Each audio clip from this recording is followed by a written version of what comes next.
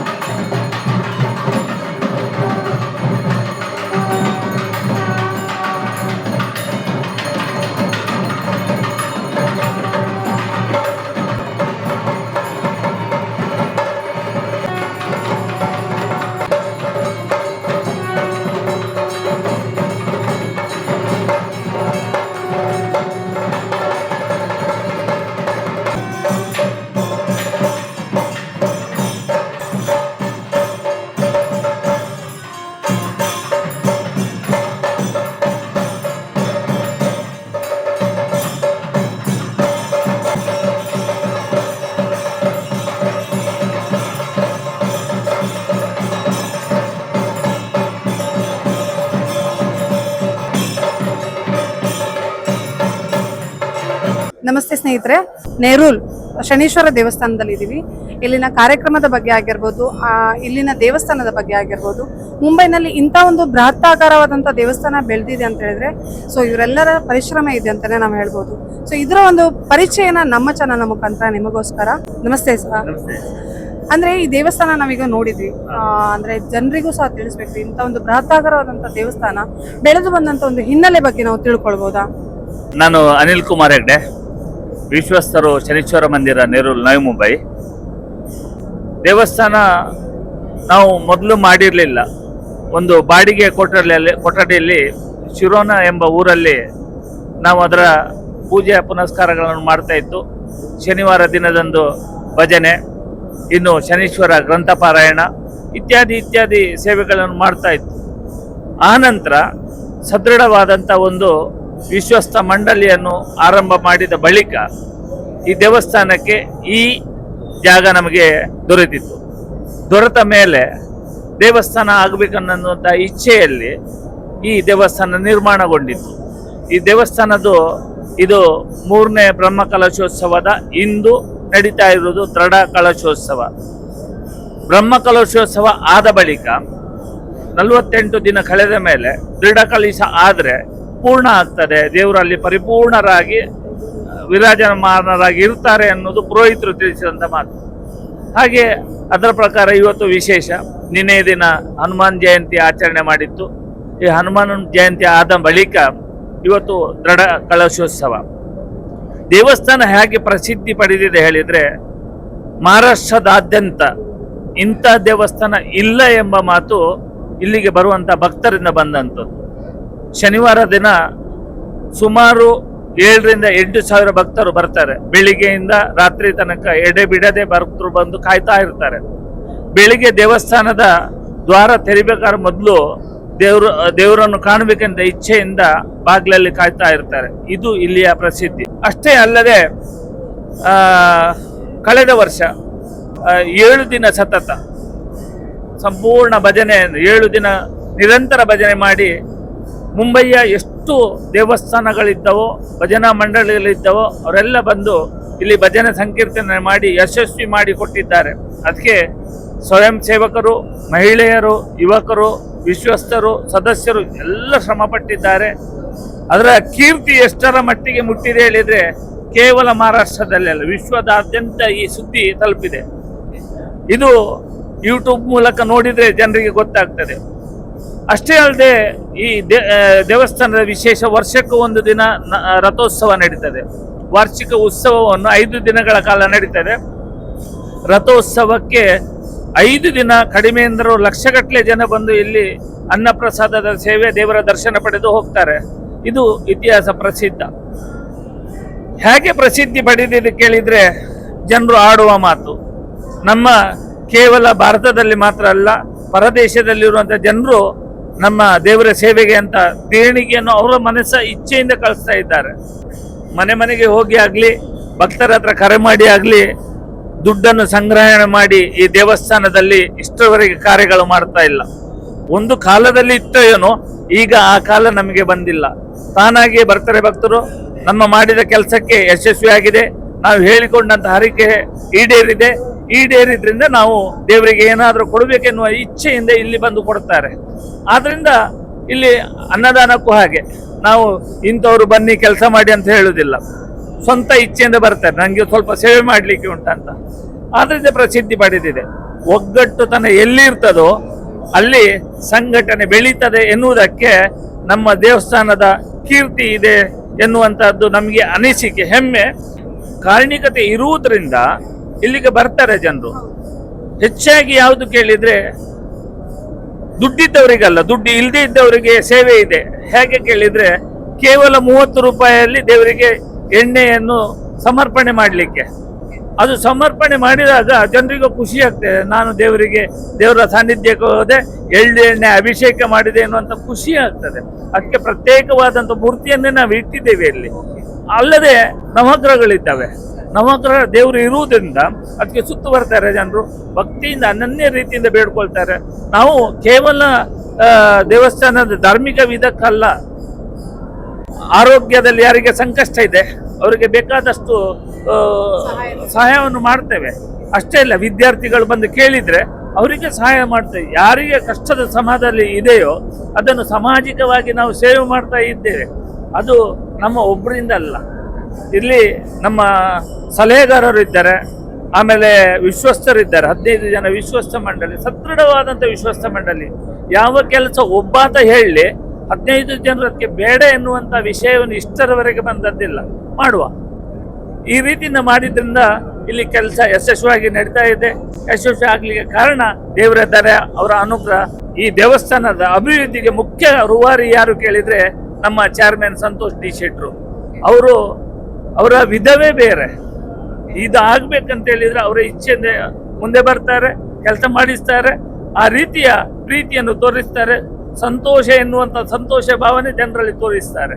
ಅದು ನಮಗೆ ಸಂತೋಷದ ಒಂದು ವಿಷಯ ಅಂತ ಹೇಳಿಕ್ಕೆ ಹೆಮ್ಮೆ ಆಗ್ತದೆ. ಕಾರ್ಯದರ್ಶಿ ಅವರು ಓಕೆ, ಏನ್ ಹೇಳಲಿಕ್ಕೆ ಇಷ್ಟಪಡ್ತೀರಾ?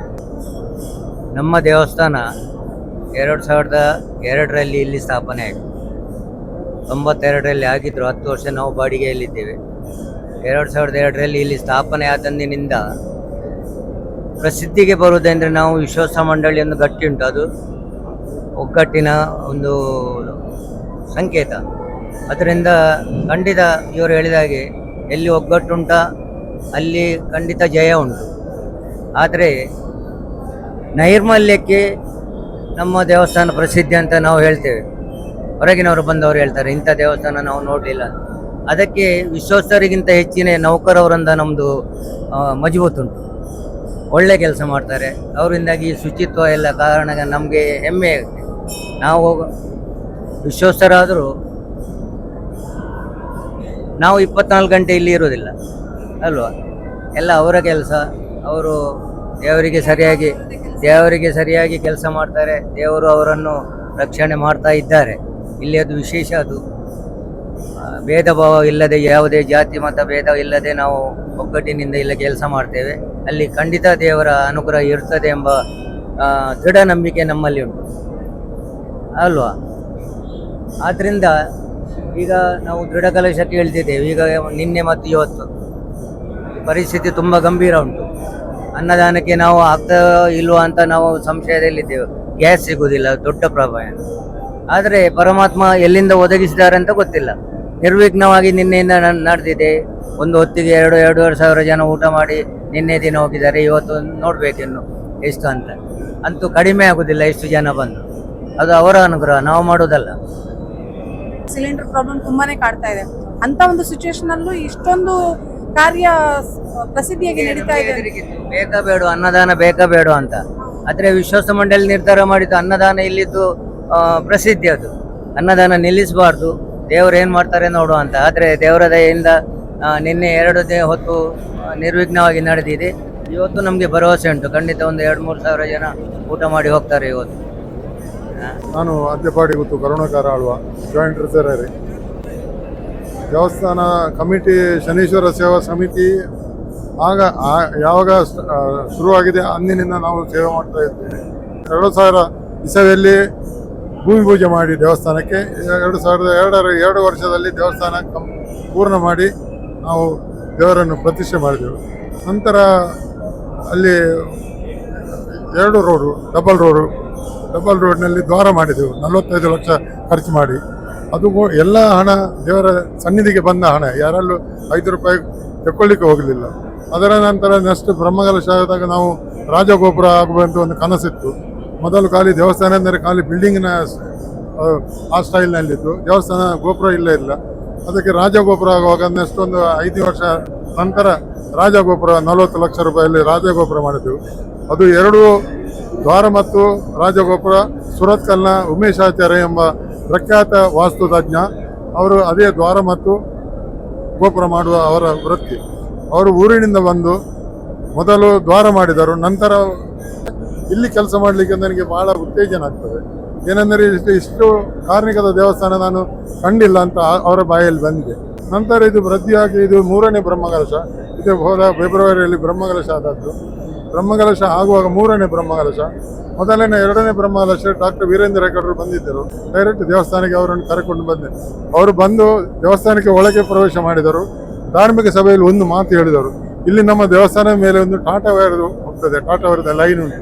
ಅವರು ಒಂದು ಮಾತು ಹೇಳಿದರು, ಒಳಗಿನ ಟಾಟಾ ವೈರ್ನಲ್ಲಿ ಎಷ್ಟು ಪವರ್ ಉಂಟು ಅದಕ್ಕಿಂತ ಹೆಚ್ಚು ಒಳಗಿನ ಮೂರ್ತಿ ಉಂಟಂತ ಅವರ ಬಾಯಿಯಲ್ಲಿ ಬಂದ ಆ ಶಬ್ದ ಇವತ್ತು ಅವರಿಗೆ ಇಲ್ಲಿ ಕಾಣುತ್ತದೆ. ಏನೆಂದರೆ 3ನೇ ಬ್ರಹ್ಮಕಲಶ ಕೂಡ ವಿಜೃಂಭಣೆ ಆಯಿತು. ಏನೆಂದರೆ ಬಂದ ಜನರು ಹೇಳ್ತಾರೆ, ಕೇಳುವಾಗ ನಮಗೆ ಸಂತೋಷ ಆಗ್ತದೆ. ನಮಗೆ ಯಾವುದು ಬೇರೆ ಏನೂ ಬೇಡ, ದೇವರ ಪ್ರಸಾದ ಅದೇ. 10 ಜನರ ಬಾಯಲ್ಲಿ ಒಳ್ಳೆ ವ್ಯವಸ್ಥಿತವಾಗಿ ನಡೆಸ್ತೀರಿ ನೀವು. 15 ಮಂದಿ ಟ್ರಸ್ಟು, 30 ವರ್ಷದಿಂದ ಅದೇ ಟ್ರಸ್ಟ್ ನಡೀತದೆ. ಅದರ ಭಾರಿ ಸಂತೋಷ ಆಗ್ತದೆ. ಹಾಗೆ ಇನ್ನು ಒಂದು 5 ದಿವಸದಲ್ಲಿ ಬ್ರಹ್ಮಕಲಶದ ದಿವಸ 40,000 ಜನ ಊಟ ಮಾಡಿ ಹೋಗಿದ್ದಾರೆ ಈ ಸಲ. ಮತ್ತೆ ರಥೋತ್ಸವದಲ್ಲಿ ಕೂಡ 10,000 12,000 ಮಂದಿ ಸೇರ್ತಾರೆ. 2 ಗಂಟೆ ರಥ ಇಲ್ಲಿಂದ ಹೊರಟರೆ 7 ಗಂಟೆಗೆ ರಥ ಹೊರಟರೆ 10 ಗಂಟೆಯಲ್ಲಿ ತಲುಪ್ತದೆ. ಅದು ಸಂತೋಷದ ಒಂದು ವಿಷಯ. ನಮಗೆಲ್ಲ ನಮ್ಮ ಏನ ಪೂರ್ವಜರು ಮಾಡಿದ ಏನು ಒಳ್ಳೆತನ ಉಂಟಾ ಇಲ್ಲದರೆ ಇದು ಧಾರ್ಮಿಕ ಈ ಜಾಗಕ್ಕೆ ನಾವು ಬರುವುದಂತ ನಾವು ಕನಸಿನಲ್ಲಿ ಯೋಚಿಸಲಿಲ್ಲ. ಯಾರ ಪೂರ್ವಜರು ಮಾಡಿದ ಒಳ್ಳೆತನ ಇರಬೇಕು. ಆದರೆ ನಾವು ಧಾರ್ಮಿಕ ಇದರಲ್ಲಿ ಸಕ್ರಿಯವಾಗಿ ಪಾಲ್ಗೊಳ್ತೇವೆ. ಎಲ್ಲರಿಗೂ ಆರೋಗ್ಯ ಸಿಕ್ಕಲಿ, ಎಲ್ಲರಿಗೂ ಸಂಪತ್ತು ಬರಲಿ, ದೇವಸ್ಥಾನ ಇನ್ನಷ್ಟು ಅಭಿವೃದ್ಧಿ ಆಗಲಿ, ಬೇರೆ ಕೃಪೆ ಸದಾ ಎಲ್ಲರಿಗೆ ಇರಲಿ ಅಂತ ಹೇಳಿ ನನ್ನ ಮಾತನ್ನು ಮುಗಿಸ್ತೇನೆ. ವಿಶ್ವಮೂರ್ತಿ ಪೂಜಾರಿ, ನಾನು ಗೌರವ ಕೋಶಾರಿಗೆ ತುಂಬ ಪ್ರಸಿದ್ಧಿ ಪಡೆದಂಥ ದೇವಸ್ಥಾನ ನಮ್ಮ ಶನೀಶ್ವರ ದೇವಸ್ಥಾನ. ಎಲ್ಲ ಜಾತಿ ಮತ ಭೇದವಿಲ್ಲದಲ್ಲಿ ಎಲ್ಲ ಬರುತ್ತಾ ಇದ್ದಾರೆ. ಹೇಳುವುದೇನೆಂದರೆ ಮಹಾರಾಷ್ಟ್ರದಲ್ಲಿ ಶನೀಶ್ವರ ನಮ್ಮ ದೇವಸ್ಥಾನ, ಶನೀಶ್ವರ ದೇವಸ್ಥಾನ ತುಂಬ ಪ್ರಸಿದ್ಧಿ ಪಡೆದಂಥ ದೇವಸ್ಥಾನ. ಇಲ್ಲಿ ಯಾವಾಗಲೂ ಅನ್ನಪ್ರಸಾದ ಎಲ್ಲ ಆಗ್ತಾ ಇರ್ತದೆ. ಥ್ಯಾಂಕ್ ಯು ಎಲ್ರಿಗೂ. ದೇವಸ್ಥಾನದ ಬಗ್ಗೆ ವಿವರಣೆ ಕೊಟ್ಟಿದ್ದಕ್ಕೆ ತುಂಬ ಹೃದಯದ ಧನ್ಯವಾದಗಳು. ಅಭಿಪ್ರಾಯ 1-2 ಮಾತು. ಇಲ್ಲಿಯ ಕಾರ್ಯಕ್ರಮ ವಿಜೃಂಭಣೆಯಿಂದ ನಡೆಯುತ್ತದೆ. ಕಾರ್ಯಕರ್ತರು ಉತ್ಸಾಹದಿಂದ ಮಾಡ್ತಾರೆ. ವಿ ಕೆ ಸೋಮಣ್ಣವರು ಅಂತವ್ರು ಇದ್ದಾರೆ ಇಲ್ಲಿ ಕಾರ್ಯದರ್ಶಿಯಾಗಿ. ಎಲ್ಲ ಸುವ್ಯವಸ್ಥೆಯಾಗಿ ನಡೀತದೆ. ಈಗ ನೋಡ್ತೀವಿ, ಅನ್ನದಾನವಾಗಲಿ, ಅಲ್ಲ ಒಳಗಿನ ಪೂಜಾ ವಿಧಿವಿಧಾನವಾಗಲಿ ಎಲ್ಲ ಒಳ್ಳೆ ರೀತಿಯಲ್ಲಿ ನಡೀತದೆ. ಅಷ್ಟೇ ಹೇಳ್ಬೋದು. ದೇವರ ಕಾರಣಿಕ ಉಂಟು ಇಲ್ಲಿ ಅಷ್ಟೇ. ಸೊ ಥ್ಯಾಂಕ್ ಯು ಎಲ್ರಿಗೂ ಸಹ ನಿಮ್ಮ ಸಮಯದಲ್ಲಿ ಟೈಮ್ ಕೊಟ್ಟು ನಮಗೊಂದಿಷ್ಟು ಮಾಹಿತಿ ಕೊಟ್ಟಿದ್ದಕ್ಕೆ ತುಂಬ ಹೃದಯ ಧನ್ಯವಾದಗಳು. ಸ್ನೇಹಿತರೆ, ಈ ವಿಡಿಯೋ ನಿಮಗೆ ಇಷ್ಟ ಆದರೆ ಕಮೆಂಟ್ ಮಾಡಿ, ಲೈಕ್ ಮಾಡಿ. ಸಾಧ್ಯವಾದವರು ಈ ದೇವಸ್ಥಾನಕ್ಕೆ ಒಮ್ಮೆ ಭೇಟಿ ನೀಡಿ. ನೆರುಳ್ಳ ಸ್ಟೇಷನ್ನ ಪಕ್ಕದಲ್ಲೇ ಇರುವಂತಹ ಈ ದೇವಸ್ಥಾನದ ಸಂಪೂರ್ಣ ವಿವರಣೆಯನ್ನು ನಾನು ಡಿಸ್ಕ್ರಿಪ್ಷನ್ನಲ್ಲಿ ಕೊಟ್ಟಿರ್ತೇನೆ. ಇನ್ನೊಂದು ಮುಖ್ಯ ವಿಷಯ ಅಂತ ಹೇಳಿದರೆ, ಈ ದೇವಸ್ಥಾನದ ಮುಖ್ಯ ವ್ಯಕ್ತಿಯಾದಂತಹ ಸಂತೋಷ್ ಶೆಟ್ಟಿ ಅವರು ಈ ಕಾರ್ಯಕ್ರಮದಲ್ಲಿ ಅನಿವಾರ್ಯ ಕಾರಣದಿಂದಾಗಿ ಬರಲು ಸಾಧ್ಯವಾಗಲಿಲ್ಲ. ಆದ್ದರಿಂದಾಗಿ ಇನ್ನೊಮ್ಮೆ ಈ ದೇವಸ್ಥಾನದ ಬಗ್ಗೆ ಮಾಹಿತಿ ಕೊಡುವಾಗ ಅವ್ರನ್ನ ಮಾತನಾಡಿಸುವಂಥ ಪ್ರಯತ್ನ ನಮ್ಮ ಕಡೆಯಿಂದ ಖಂಡಿತವಾಗ್ಲೂ ಆಗುತ್ತೆ. ಎಲ್ಲಿ ಶ್ರದ್ಧಾ ಭಕ್ತಿ ಇದೆಯೋ ಅಲ್ಲಿ ಶನೀಶ್ವರ ನೆಲೆಸಿರ್ತಾನೆ. ಶನೀಶ್ವರ ಎಲ್ಲರಿಗೂ ಒಳ್ಳೆಯದು ಮಾಡಲಿ. ಧನ್ಯವಾದ.